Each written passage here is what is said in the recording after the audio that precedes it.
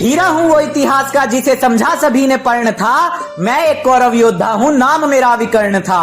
द्वापर के उस काल में मेरा साक्ष्य अमर मिलता है। मैं ही तो वो कमल हूं जो कीचड़ में खिलता है। अरे महाभारत के उस युद्ध में सबके अपने रंग थे और चंदन का मैं वो वृक्ष था जिस पर लिपटे सो भुजंग थे।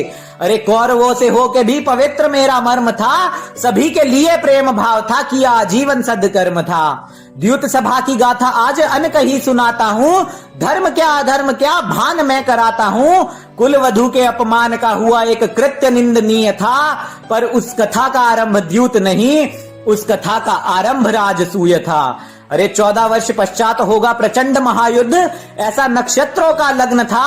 धर्मराज के राजसूय में पधारे वेदव्यास का मन इसी कारण चिंता मग्न था। दिया वचन उनको धर्मराज ने, प्रयत्न करूंगा ये घटना कभी ना घटे। अरे लाखों मासूमों के सर से पिता का छत्र कभी ना हटे। बोले धर्मराज जितना भी हो सका उतनी बात दुर्योधन की मान लूंगा। किसी महायुद्ध के भेष में ना लाखों योद्धाओं की जान लूंगा। खुद से भी अधिक लोक कल्याण से है प्यार मुझे। अरे मेरे प्राण भले चले जाए, किसी और के कुल का दीपक कभी ना बुझे। कारण बस यही एक था जो द्युत को ना मना किया धर्मराज ने, पर पूरी बात को ना कभी जाना इस समाज ने।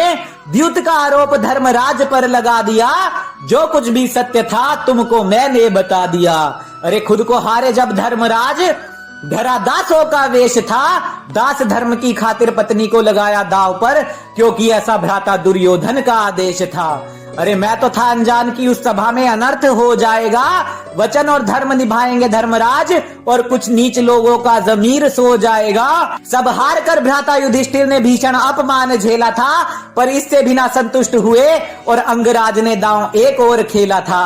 तब जाकर सूत पुत्र कर्ण ने नीच चरित्र अपना दिखाया था। कुरु कुल वधु का चीर हरण कर्ण ने भ्राता दुर्योधन को सुझाया था। अरे माता समान कुल वधु को दुशासन केश पकड़कर सभा में लाया था। मैंने इस नीच कृत्य का विरोध किया, पर दुख है मैं उन्हें रोक नहीं पाया था। अरे इस अमानवीय कृत्य का मैंने बहिष्कार किया। सभा को त्यागना उचित समझा, ना तनिक भी विचार किया। द्रोण भीष्म जैसे योद्धा भी हुए शर्मसार थे। अरे द्रौपदी निर्वस्त्र ना कोई कर सका, पर मानवता के मूल्य हुए तार तार थे।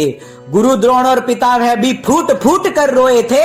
कुरु कुल वधु के उस अपमान से सौभाग्य कुरु वंशियों के सोए थे।